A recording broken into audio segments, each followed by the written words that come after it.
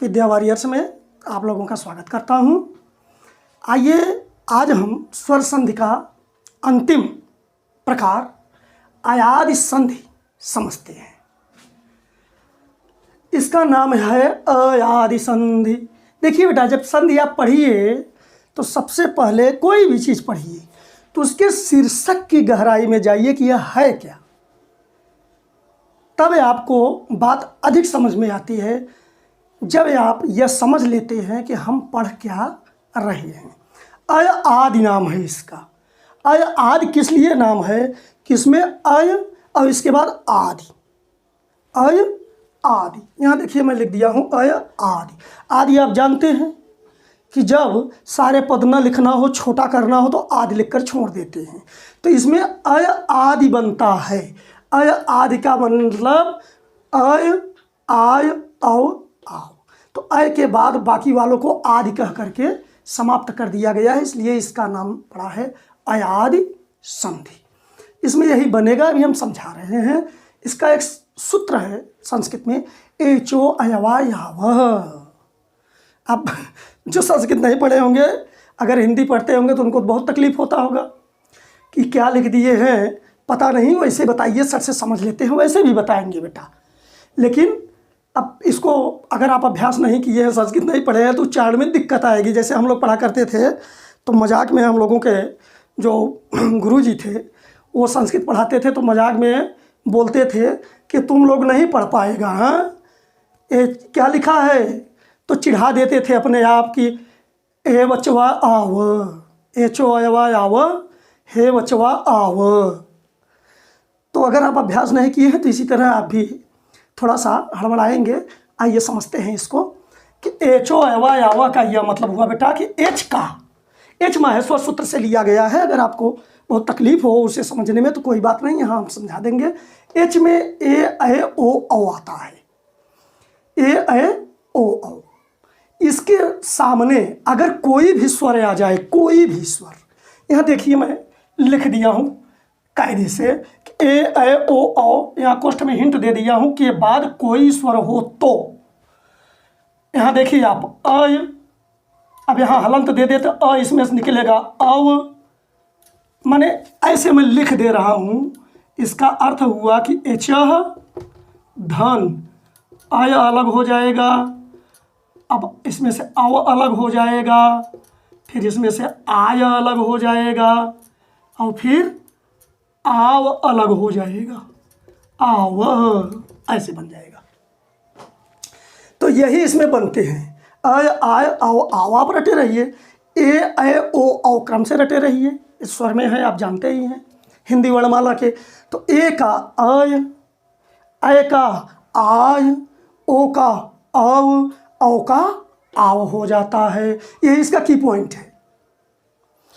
तो ए का आय बनेगा, अय का आय और ओ का अव, तो औ का आव बनेगा। यहाँ आप ध्यान दीजिए बेटा, यहाँ य पर और व पर यहाँ हल चिन्ह दिया गया है, हलंत है, और इसी का बन जाएगा। और जो सामने स्वर आएगा वह मात्रा इस पर जुड़ जाएगा और इस प्रकार परिवर्तन होगा।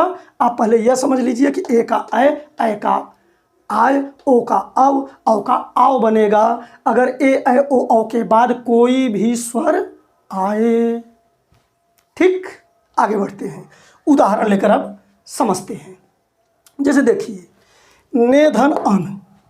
अब ने पर किसकी मात्रा है, ए की। हमने यहाँ अलग करके दिखा दिया है तोड़ करके कि न पर ए की मात्रा को अलग कर दिया। अब ए है और सामने क्या है, अ। अब ए के बाद हमने क्या बताया, कोई भी स्वर आए तो ए का अय हो जाता है। अब ए का अय हो गया, अब ध्यान दीजिए, अभी मैं यह अलग लिखा हूँ, अभी इसे अलग रखा हूँ, ए का अय बन गया। अब यह अ की मात्रा इस पर लग जाएगी, यह पर, तो अ यह पूरा बन जाएगा। तो न और यह अ की मात्रा न को पूरा कर देगा, तो न के साथ अ जुड़कर न और यह के साथ अ जुड़कर यह और यह न, नयन। तोड़ करके बताया इसको इसी तरह ताकि आगे समझ सके। अब नय धन अक, अय और अय के सामने अ है तो अय का अपने आप आय हो गया। तो नाय हो गया। अब य का हलंत में य पर हल चिन्ह होगा तो अ जुड़ करके पूरा य कर देगा, तो हो गया नायक।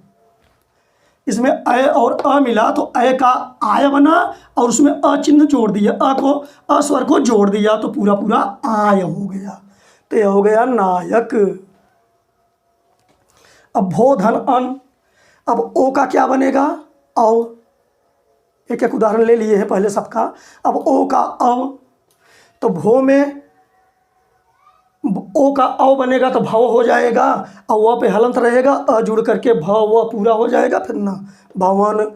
ओ और अ मिलकर पूरा अव बन गया, तो यह भवन हो गया।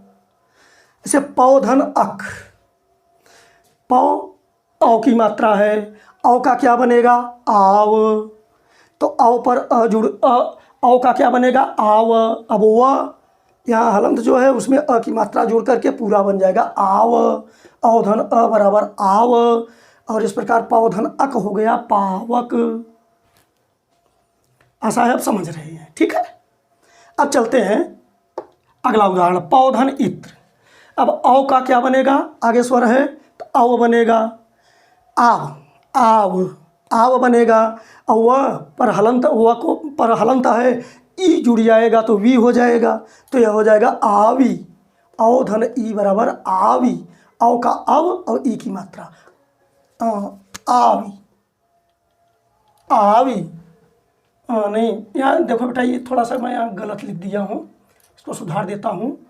पोधन इत्र,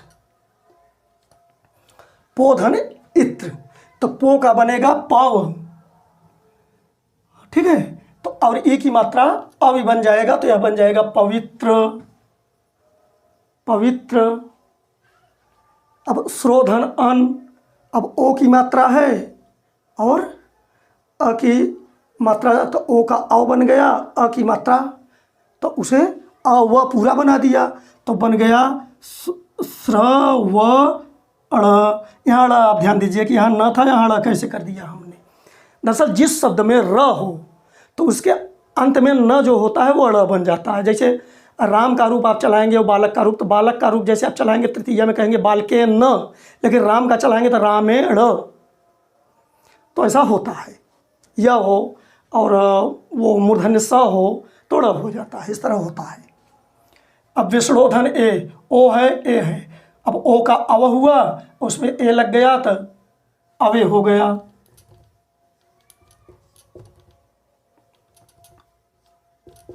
अवे तो हो गया विष्णवे। अब हरे धन ए है, तो ए का अय हुआ, ए का मात्रा लग गया तो अये हो गया, ठीक है। इस तरह से देखिए, कुछ यहाँ मिस्टेक हो गया था जल्दबाजी में लिखते समय। अब आशा है आप इसको समझ लिए हैं। अब सही स्क्रीनशॉट ले लीजिए आप इसका सुधरे हुए रूप का।